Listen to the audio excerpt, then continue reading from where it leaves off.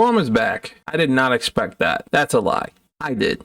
And so did you, and many others. But let's talk about it.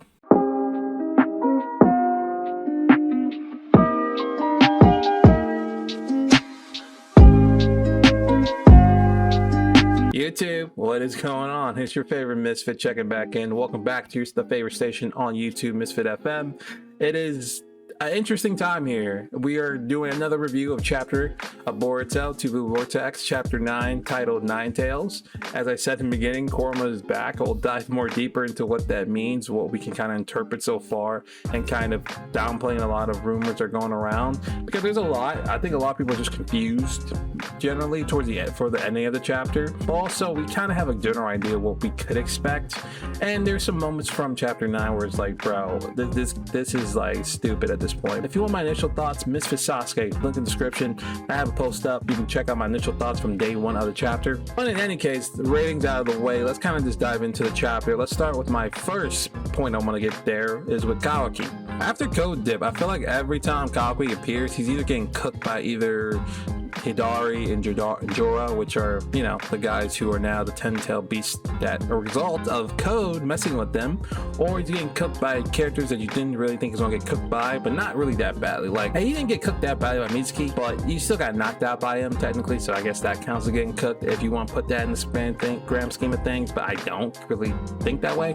But in today's chapter, bro, Boruto just humbled him. Like, there's no shot anyone can tell me he didn't. And to be fair, like, we know Boruto from a training standpoint has been training harder, longer than Kawaki from the looks of it. And even Boruto now is like, hey bro, have you been even training? Like, Kawaki knows he's strong, but the fact that he's slacking on his training is very disappointing for me. Like, Kawaki has a lot of abilities, a lot of augmentations done to him, which you still have to train and balance and discipline yourself, because if you just slack off for 3 years, granted, which again, you should not be slacking off, because yes, I know you have the karma, which gives you hundreds of years of fighting skills and all that stuff, but again, you cannot slack off when there's other individuals who are more stronger than you, like Boruto and now Jorah, Hidari, and all those guys, and Code to some extent, and who else knows whether villains or have we not been introduced to yet. The fact that this man, from the looks of it, has been slacking off, I'm disappointed, but then I'm not surprised though. A long time ago, I theorized, again, after the effects of omnipotence happened,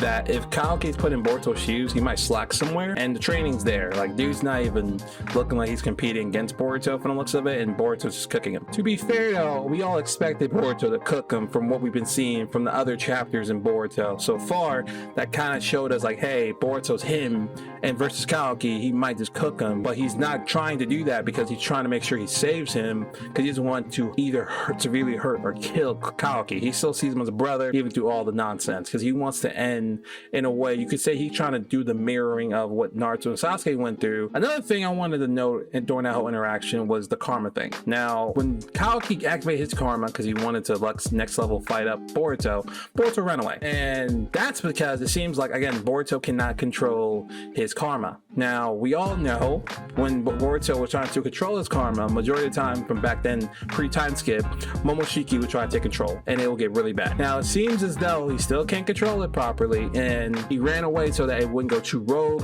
So we can assume that we might see Momoshiki in future chapters. To what capacity, we don't know. I'm just curious if Momoshiki's been keeping up with the world through Boruto. What does he know? What has he told Boruto? Maybe, you know, maybe it didn't pop up at some point during the time skip, maybe in the background during his training arc or something like that. Like, questions like that I would love to know, because it's important, because then we know what Momoshiki's thinking, and we know Momoshiki's not gonna instantly turn good. He doesn't gain much from turning good. Like, what, I'm just inside Boruto for the rest of my existence, so I might as well turn good now? Like, there has to be a reason why if they went that route. But we do know towards the end of it that, you know, again, I'm always reference chapter 1 of Boruto, when Boruto and Kawaki are standing on the Kage Rock. He wants to send Boruto to where Naruto is. So that tells me at some point either Momoshiki was not a threat no more, he's gone, or he became good and they're on good terms. I don't know. This is just me theorizing. There's no confirmation on anything I'm saying. Either way, I could just see Kawaki come coming up with a stupid plan to try to use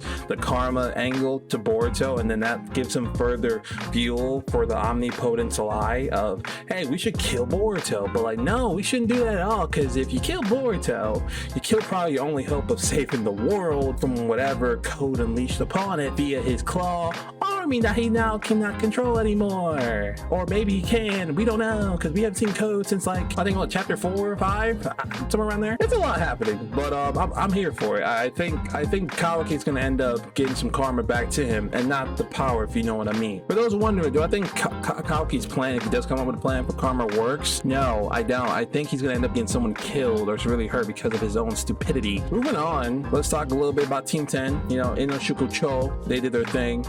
Handled the bull. No, okay, let me stop lying. They didn't do anything, bro. They're not winning. No one should think they should win. None of those guys, no disrespect to them, but they're all going to die if they even try to attempt to try to defeat Jorah or Hidari. Like, one's a copy of Sasuke Uchiha, and the other is just a 10-tail copy of whatever. We don't know who he's a copy of.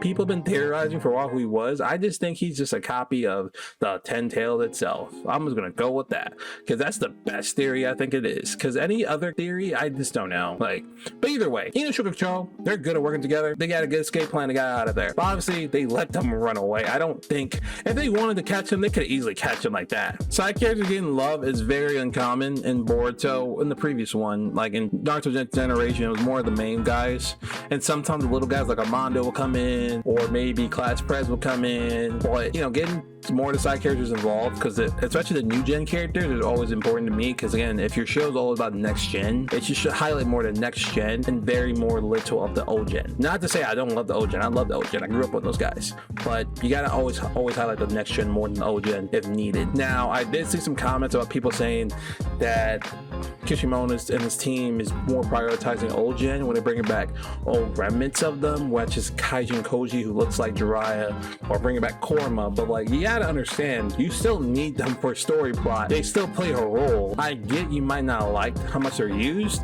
but the story doesn't move without them, so we need them. A lot of the stuff, even about the Uchizuki clan, is still remnants of Shippuden in the movies. So as long as that's still a thing, you're gonna still see old gen, and I will never knock seeing old gen as long as they're used right. I will knock it if they're not used right. Let's move on to the final topic that everyone's been waiting for my take on. It is the return of our favorite nine-tailed beast.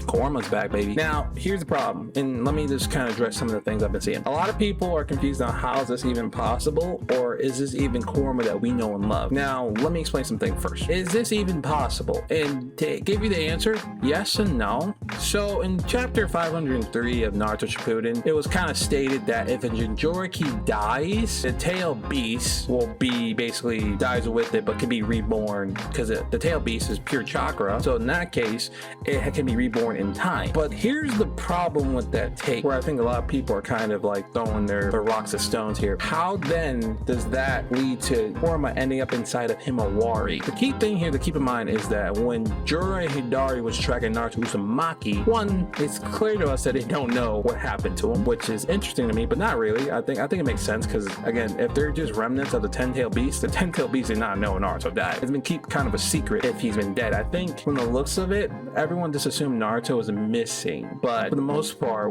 for those who know, he's technically dead, but not really dead. But to get back on the point, Himawari ends up with Korma inside of her. How? Well, if you want to theorize one way, well, she's the birth of Naruto and Hinata. Maybe it just ended up inside her during her birthing process. That could be one way to interpret it as like that. That's how I'm interpreting it right now until the next chapter drops in May. But right now we can interpret it as that way. Maybe it's during when she was getting born, or when she was pregnant with her, it just got leaked in there somehow, because it could have, but I could be so wrong. Again, keep in mind, people, I'm just theorizing. We know from pre-time skip, Daemon sensed that something's inside Himawari that made him scared, and that's why he was like, why didn't you react faster, you know, with that power inside of you? Because she doesn't know what it is. Now, my issue with that is a lot of people are saying, well, Daemon was scared of her. He had genuine fear a little bit, which I get that. And you would think because of Korma, but then you look at Korma versus a lot of other top tier Uzuzuki clan members, he's been getting cooked in most of the situations except for that Bajra mode moment. I'm speculating that there's more to Himawari than just Korma, and maybe Korma helps her learn and understand the new power she has, because again, Himawari also has a Byakugan. Curious to see how this goes, or maybe there's more hidden powers or hidden latent powers inside Himawari. It could be something of like a Goku or not Goku, specifically Gohan moment in Boruto. Just saying. I'm excited overall just to see the progress it goes with Himawari, how she plays a role in this whole nonsense and what that leads for us in Boruto. But I love seeing Korma back in the play.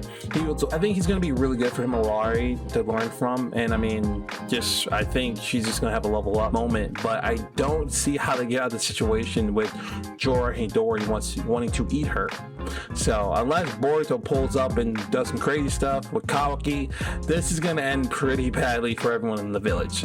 I feel like someone's going to get died from the new gen. I don't know who, but somebody. That being said, comment down below anything you would like to hear more about, your thoughts on today's post. Thank you so much for watching. I appreciate you guys tuning in. Shout out to my new subscribers. I was getting some new subscribers this week, so appreciate you guys for subscribing to the channel. If you're coming from Mr. Sasuke, thank you so much for checking out the video. I hope you have a fantastic weekend, and I'll see you guys in the next one. Take care, guys.